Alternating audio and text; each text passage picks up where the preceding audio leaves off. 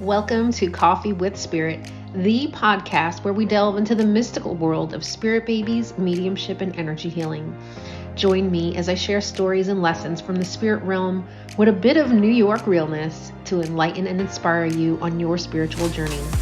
I'm your host, Nancy Weiss, psychic medium energy healer. Grab your cup for a quick chat, and I'll see you there. Hey there, welcome to Coffee with Spirit. I'm so happy you're here today.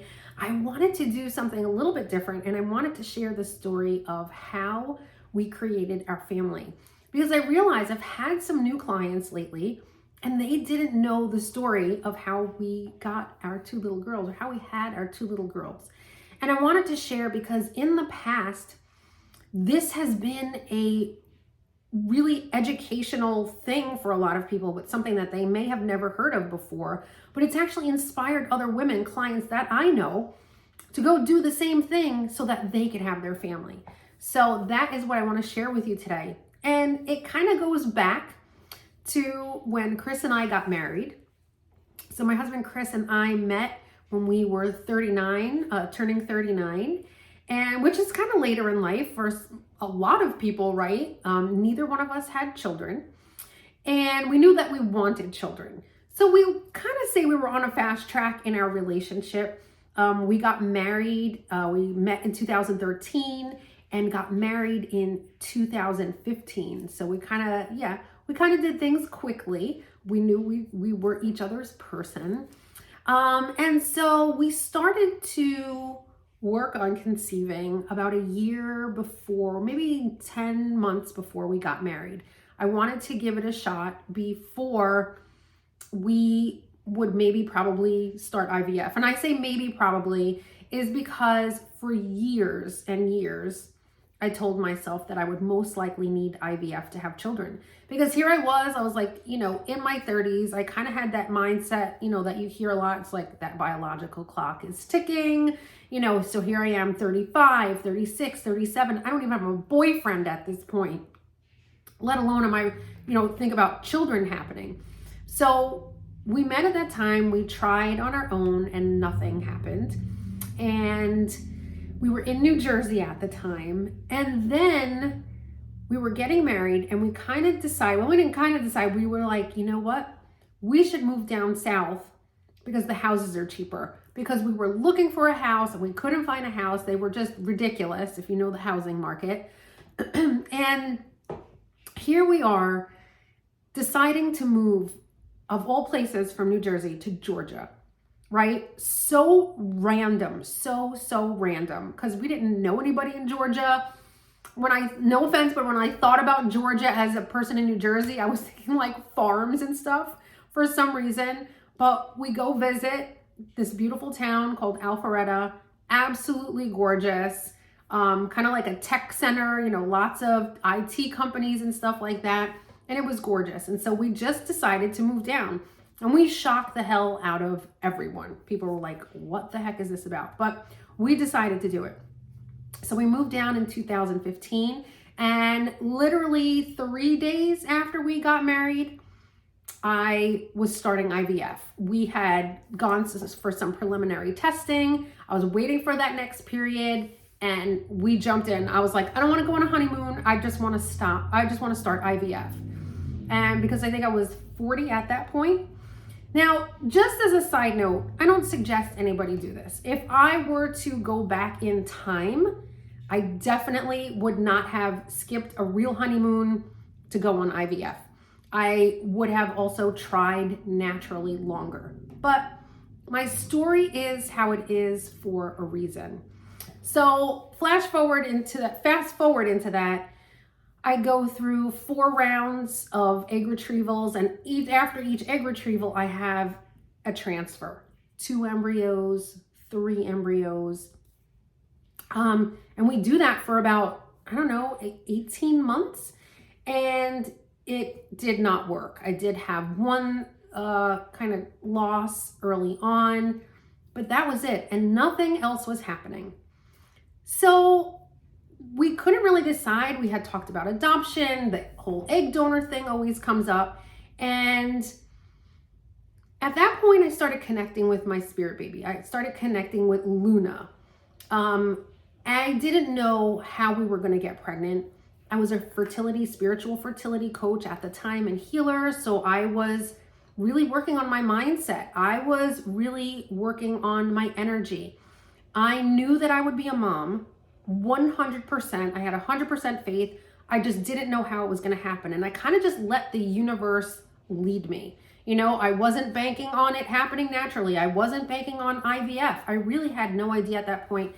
And that release of that wanting to know how really changed my journey. It really helped me to really be more free, less stress, more calm, more faith in doing that and knowing that.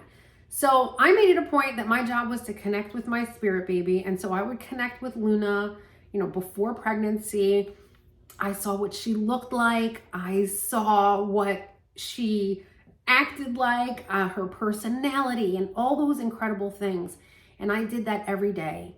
And then one day we were at a party at a friend's house who's a nurse who has twin boys via IVF. And she was telling me, we were talking about what I was going to do next. And she was then starting to talk about herself and that she still had embryos left over.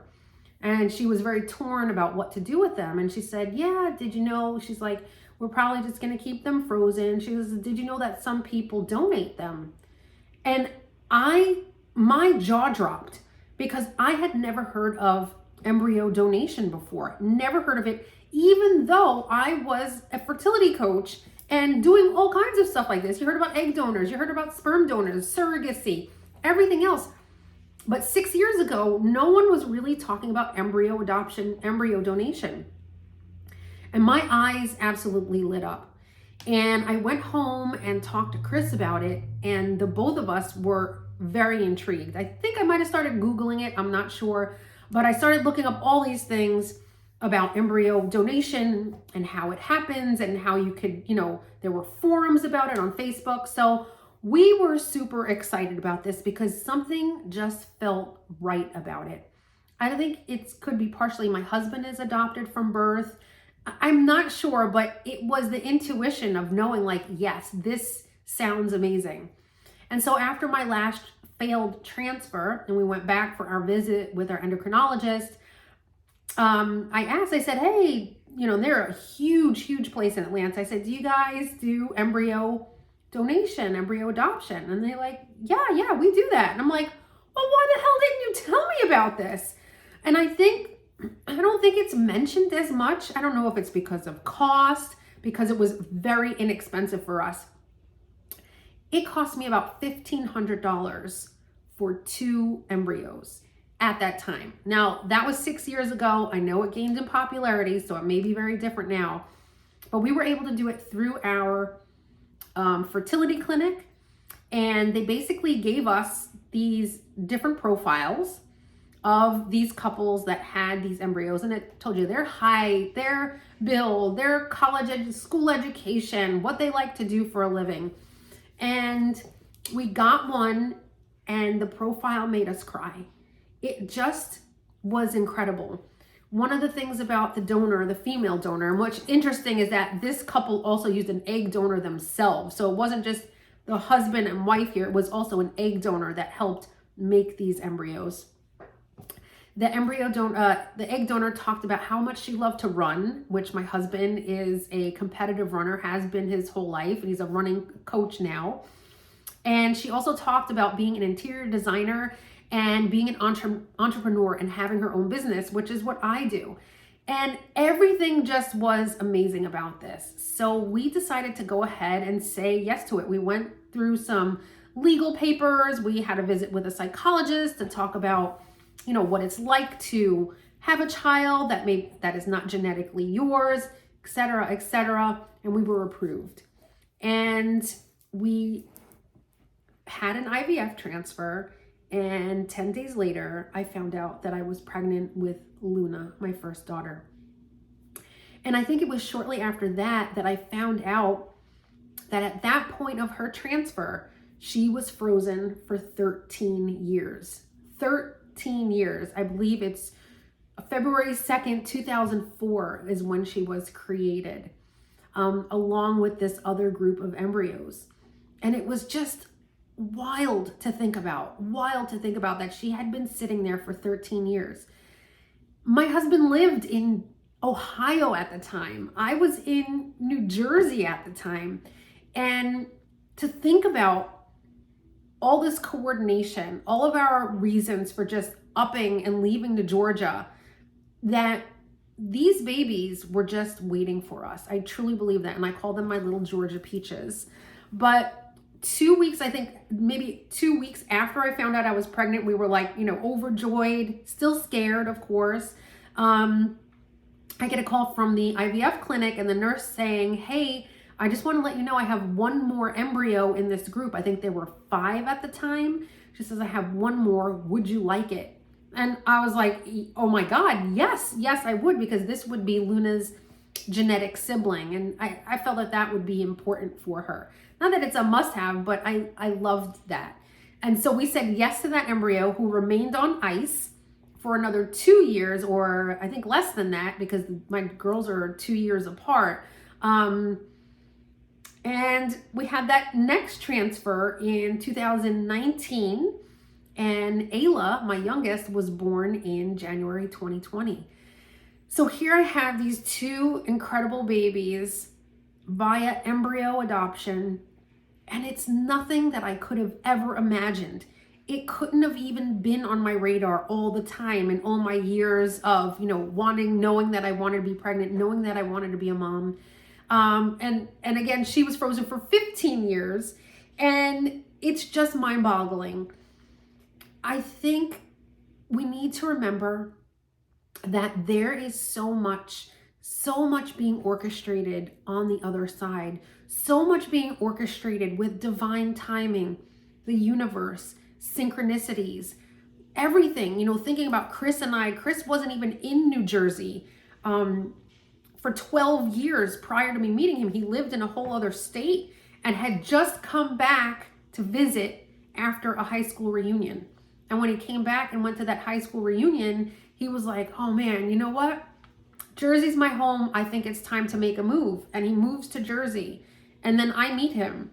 And then like all of a sudden, a year and a half later, we decide to move to Georgia. And so I think it's so hard. What I want to say is like that it's so hard to see the positive things. It's so hard to see, feel like nothing is working. We keep having failed transfers, or this is not working, or miscarriages. And there's so much happening, so much magic happening to create our reality, right?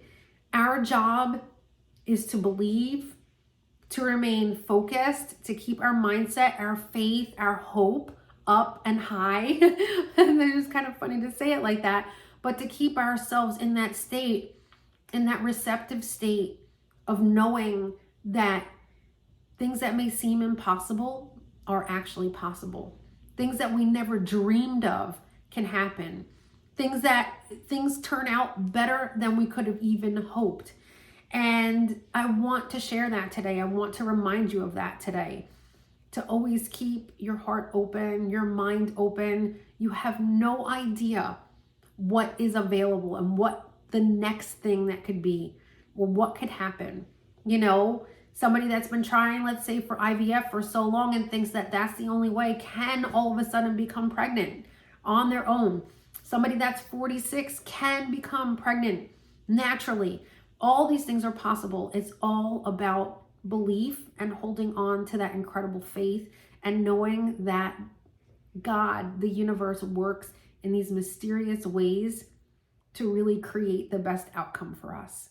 So I hope you enjoyed this.